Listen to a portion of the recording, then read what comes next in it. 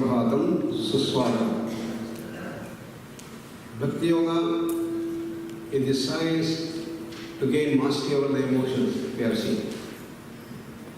This is the most needed stream of yoga for the modern times. As I mentioned yesterday, there is no component to deal with our emotions in our education system. So we get lost, we get depressed, we get addicts, we get completely lost in our lives. This is what we are saying. So Bhakti Yoga gives us the whole secret as to how to gain mastery over the emotions. You can see the schematic in which Krishna gives the whole secret. The first step is to recognize our Asuri Sampat and Daivi Sampat. How many good qualities we have, how many bad qualities we have, how many positive emotions we have, how many negative emotions we have.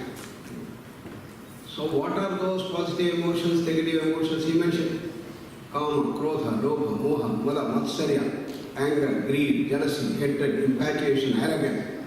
All the ones which are considered to be negative emotions. They are called Arishadvargas, 6 enemies of man. Compassion, love, harmony, peace, sharing, control of our senses are all the good qualities called Daivi Sampat as I mentioned. So, why do you call this as good, why do you call this bad? You mentioned Daivi Sampat Vimokshaya.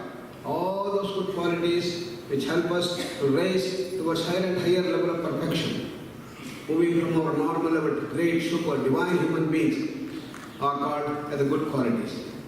And those things which enslave us, bind us to more and more misery, tension, stress, diseases, and lead us down, called as the Asuri Sampat, the negative emotions.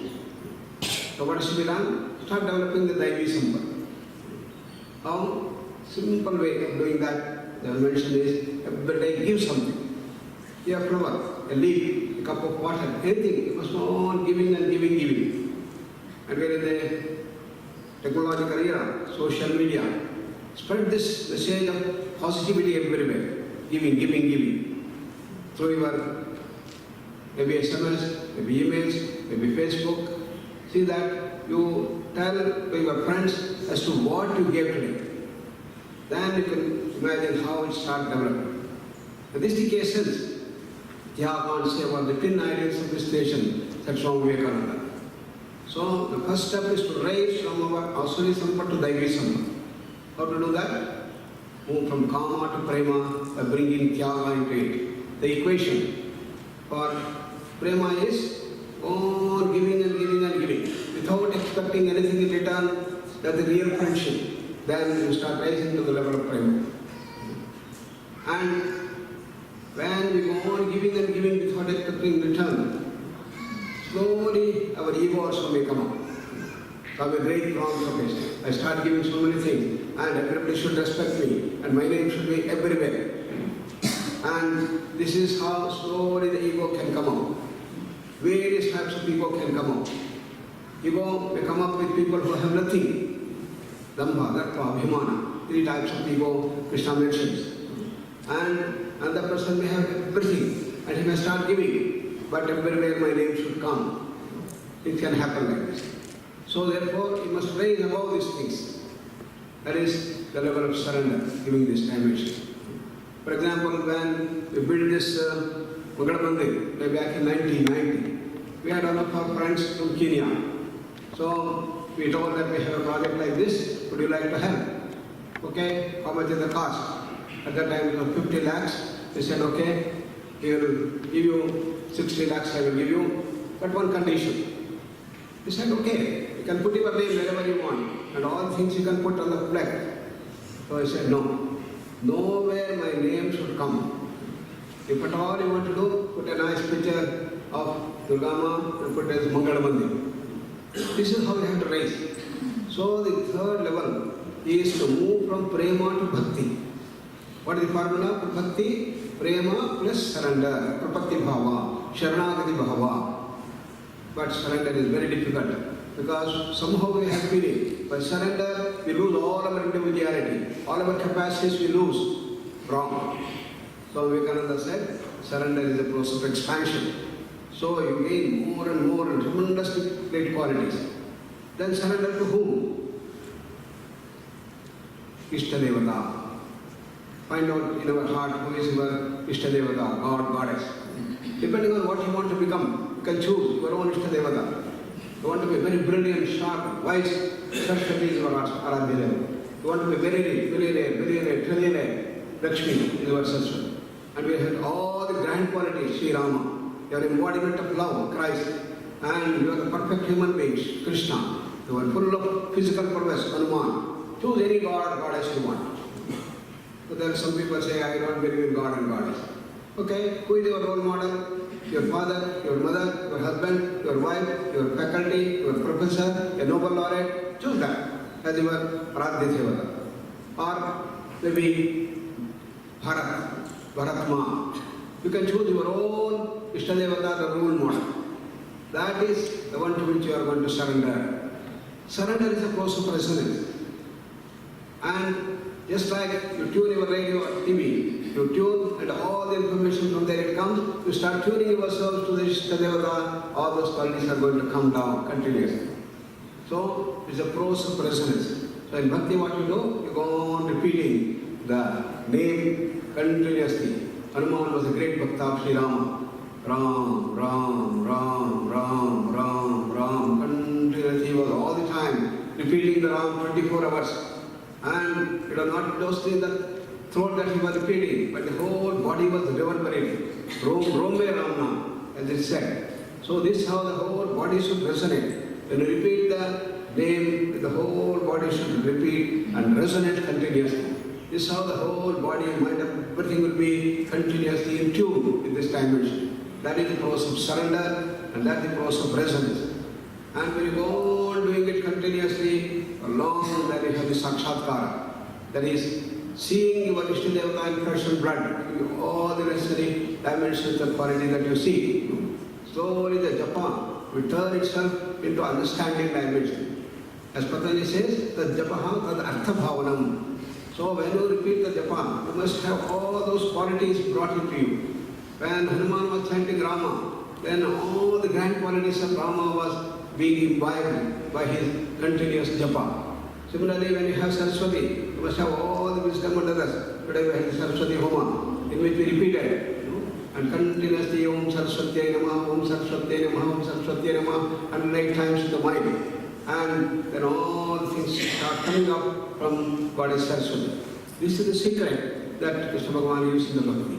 And continuously there is an emergence of the God realization flesh and blood. And this is the one that Hanuman was getting all the time. He was seeing Rama in this thing. Okay, these are all old things, and then ancient time, how is it possible in modern times? That is the greatest example of Sri Ramakrishna Paramahamsa, the great Bhakta of Kalima.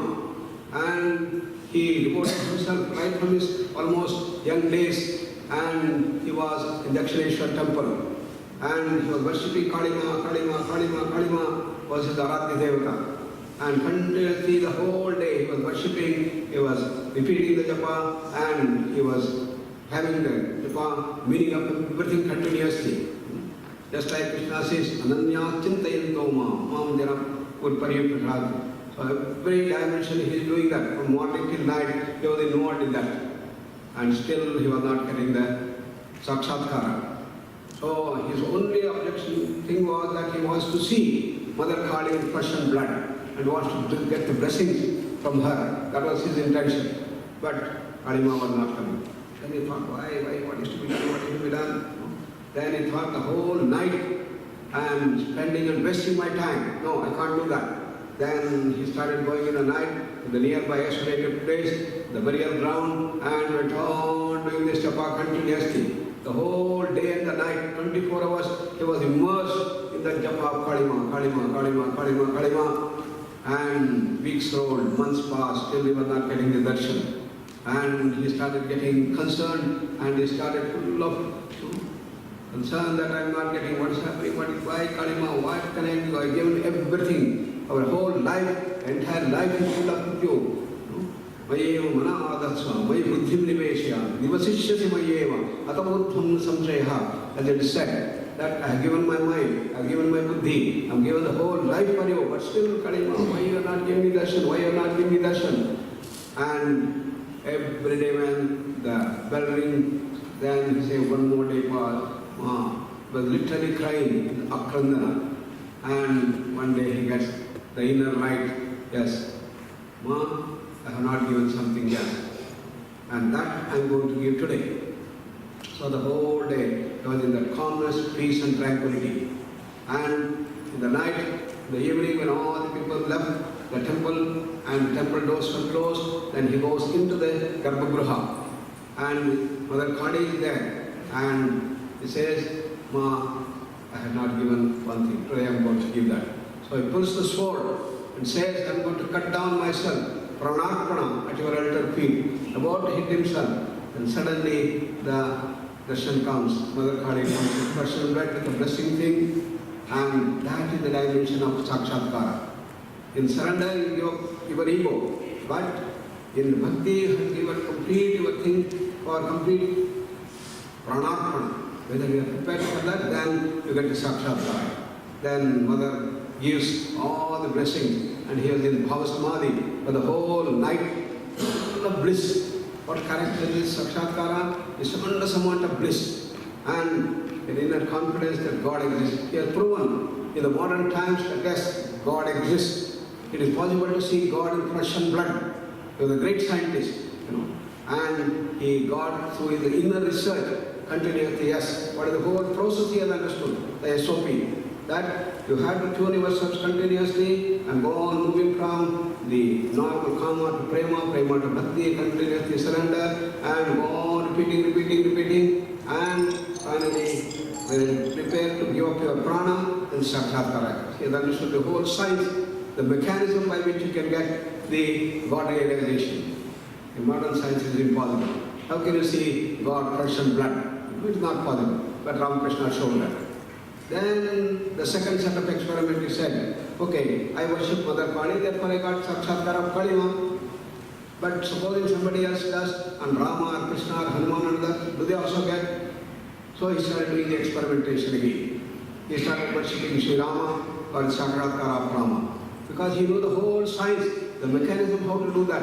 And in a short time he was able to get it. Then we had the dimension of Krishna and everybody with the different bhavas, Madhura Bhava, and Dasa Bhava, Man. And he started understanding the second truth, that whoever worships whichever God, whoever is in Ishta Devata, you will get the sakshatkara of Ishta Devata.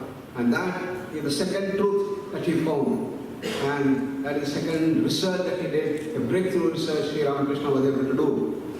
Then came the religious thing. Different religions preach different things. And if I worship Christ, if I worship Muhammad, can I get the sakshatkara? He started doing that experiment. He found this entire body and mind, everything is an experimental station. He didn't need an external lab. He started doing that experiment. It's the inner research that he did. And got sakshatkara of Christ and Muhammad, and he understood the third truth, that all religions are true, and you can have sakshatkara of the God in each religion. So we accept, as in our country, we accept all religions as true and not just tolerate them. That is the new dimension that Ramakrishna brought forth. And then the next dimension came. We have to go beyond. That is, from the Sabuna Sakshatkara to Nirguna Sakshatkara. That's where Totapuri came, and Totapuri helped him to raise to the level of Advaita. And he was able to get into that all-pervasive thing. From the Kalima to Rama, Krishna, he went to that all-pervasive reality. His mind was absolutely in that silence, and he stayed in the deep Nirguna Samadhi, Nirvikalpa Samadhi for days together. And then he understood all paths lead to the same goal. That is the Nirguna Sakshatkara, that all-pervasive thing. And that is the dimension that he found. And from there, Bhakti Yoga takes us even to the higher and higher levels, in which you start getting superhuman heights and get the different types of understanding of the total thing. That is the higher dimensions of Bhakti Yoga, in which you get all the powers, Hanuman, was an embodiment of that. It was an embodiment of Ashtasiddhis and Adima, Mahima, Garima, Prakamya. And then he was able to get that complete understanding, the Hanuman, and you know how he was able to make his body so small where he had to pass through the S-VYASA's mouth. And how he made himself like a huge mountain and burn the people. And he was able to move with tremendous speed of the mind to bring the Sanjeevani Parvata itself to enliven Lakshmana. That was the dimension of Hanuman. This is the higher dimension of the understanding of the Bhakti Yoga. This is just like in Patanjali, you have the higher dimensions of Samadhi. So you have the higher dimension. And our country is not loaded with such people as Rama, or Krishna, or Hanuman of epic character. Every state had such great masters who came again and again and made this country so divine and so divine being. And we had Shankaracharya from Kerala, we had Sant Gnanadev from Maharashtra, we had Swaminarayan from Gujarat, and we had a large number of Siddhas like Agastya and others from Tamil Nadu. And if you come to Madhya Pradesh, there is a host of huge, large number of Bhakti Yoga masters of the highest renown. And when you go to the West Bengal side, we have Lahari Mahashaya, Yukteswar Giri, large number of people who reach the highest heights of such things. And if you go to the Punjab side, we have Guru Nanak, one of the greatest personalities. That is why India is so great. India is not just a Punya Bhumi, it's a Divya Bhumi, in which we created masters of that thing, the highest order of the Bhaktas. And that is the dimension. And when he reaches that thing, finally, how does he leave the body? And he leaves the body voluntarily. Two ways in which the great bhaktas leave the body. One is that he just sits there and comes out of the body and merges with the totality. Goes to Pranamaya Kosha, Manomaya Kosha, Vijnanamaya Kosha, and merges with the totality, that pure consciousness. And the body is just here. Another way in which people do is transform this physical body into a subtle body. The Annamaya Kosha becomes the Pranamaya Kosha. Then you don't see the physical body. Then Pranamaya becomes the Manomaya Kosha, the Vijnanamaya Kosha, Anandamaya Kosha, and merges with the totality. It's the whole transformation. Then you don't have to do anything about the body. The body is simply transformed. That's a great example. These are the two ways in which they leave the body and reach the highest level. The highest level is that moksha. What is that moksha? Understood, is infinite bliss, infinite knowledge, infinite power, infinite freedom. Freedom from all our tensions and stresses and diseases and that. That is the highest level that human can think of. That's a wonderful path of bhakti. And this is how you start getting control and mastery over the emotion to reach higher and higher states. And this knowledge base has to be brought forth in our education system to everybody, right from our childhood. If you bring, then you start getting. How to do that? Simple. Start giving. Make the habit of giving something. Our children should be made to give and give and give. That's how you start, and you see the transformation. And India had done that and built ideal social orders for many, many, not months, years, but centuries together. And that's what we have to rebuild. Therefore, Swami Vivekananda is very emphatic that you have to bring this dimension of Tyaga and Seva, renunciation and service, as the twin ideals of this nation, and channelize India into it. All the rest will take care of itself. India will become an economic superpower, a defense superpower. Everything will become only when we are able to transform ourselves. How to do that? We and may. He gave the formula. Each one of us should develop ourselves. How? Changing ourselves. Move from the Asari Sampat to Daivi Sampat. Let's contemplate on this thought. Sit straight with the eyes closed. Relax all parts of the body.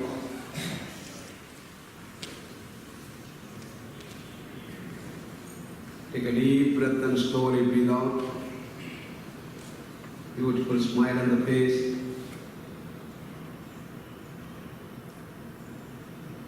Now let's scan our life, find out how much of Daivi Sampat, how much Asari Sampat that we have. Make a resolve. Yes, I'm going to reduce my Asari Sampat, Kama, Krodha, Lobha, Moha, Madamatsarya. Develop my Daivi Sampat. That is moving towards freedom. The negative emotions are the root cause for all this modern series. Speed, speed, speed. Uncontrolled speed of the mind is the key of these negative emotions.